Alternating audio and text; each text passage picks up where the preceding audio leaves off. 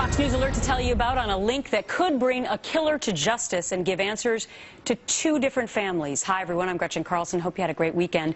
This is the real story today. Investigators say they now have forensic evidence linking the suspect in the disappearance of University of Virginia student Hannah Graham to the murder of Virginia Tech student Morgan Harrington back in 2009.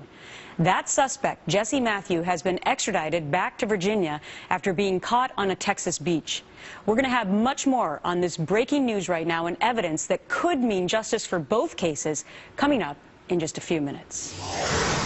In the meantime, another Fox News alert because word today that the White House had plenty of chances to try and take out ISIS and al-Qaeda-linked leaders and turned those options down.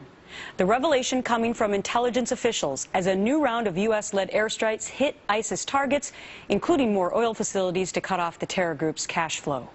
Chief Intelligence Correspondent Catherine Herridge live in Washington. So, Catherine, what are you hearing about these latest allegations? Well, thank you, Gretchen. A military intelligence official tells Fox News that the administration had options on the table to target senior leadership of the Khorasan group and ISIS in the 18 months leading up to the recent strikes in Syria. And while the president blamed the intelligence community for underestimating the threat in that 60 Minutes interview, the official told Fox that the threat from ISIS and Khorasan was well documented in the president's daily brief and in congressional testimony.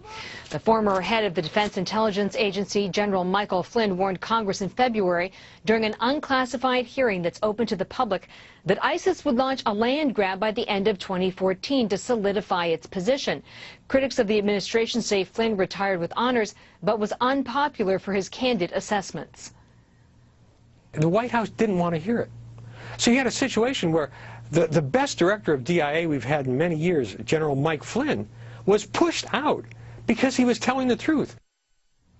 The military intelligence official said the intelligence community pushed hard to identify these leadership targets, but in each case, the president's team turned them down, Gretchen. Okay, so what are we learning now about these groups possibly working together? Because last week I remember discussing with you that maybe they were competing against one another. What do you know now? Well, that's right. That's right. There are two groups in effect in Syria and Iraq. This ISIS or ISIL group, which is the caliphate group, if you will, and then there's the official al-Qaeda affiliate al-Nusra Front, and they've been in this sort of tense, competitive relationship for dominance of the global jihad. But the Guardian newspaper in Britain has an important report today that's saying there is intelligence now that the two groups are working together, kind of like the enemy of my enemy is my friend. So they're trying to find out ways where they can work together and consolidate their resources in the face of these U.S. airstrikes. The airstrikes, in effect, have brought these two enemies of the U.S. together, according to this report. Gretchen. All right. The breaking news from Catherine. Thanks so much. You're welcome. So, options to go after these guys, yet the first time we're hearing the name Khorasan, remember, it was just a few days ago. Director of National Intelligence James Clapper comparing the Khorasan threat to the danger of ISIS. Watch this.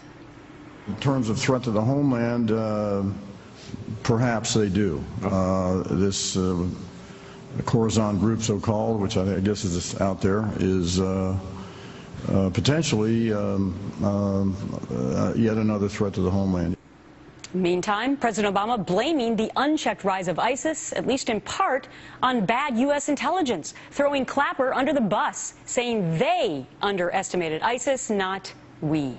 Jonah Goldberg is a columnist for National Review Online. Jonah, so much to talk about today. I mean, including the breaking news that Catherine's just telling us about, that possibly they were given, the administration, options for the last 18 months to potentially take out ISIS and Khorasan, even though James Clapper made it seem just 10 days ago like this Khorasan thing was just kind of this little group over there that was no big deal.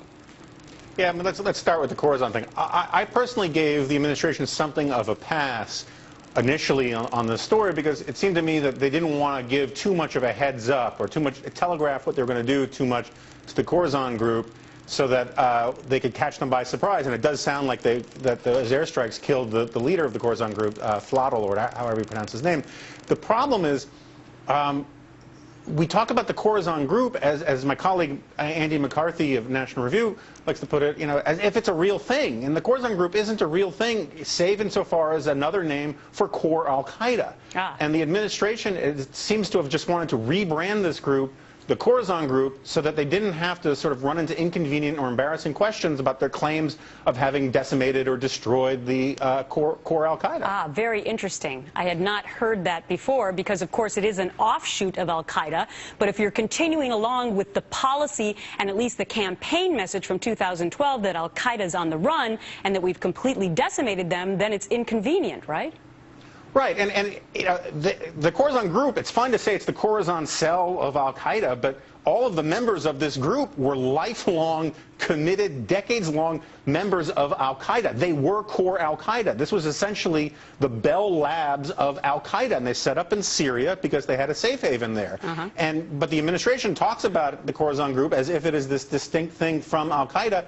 And given how this administration so often plays these word games in order to get out from underneath blame or accountability, it does raise the question about why they had to call it this and not just simply admit that it was core al-Qaeda, which it was. All right, I want you to listen to President Obama on 60 Minutes last night as he seemed to put James Clapper and the entire intelligence community, throw him under the bus.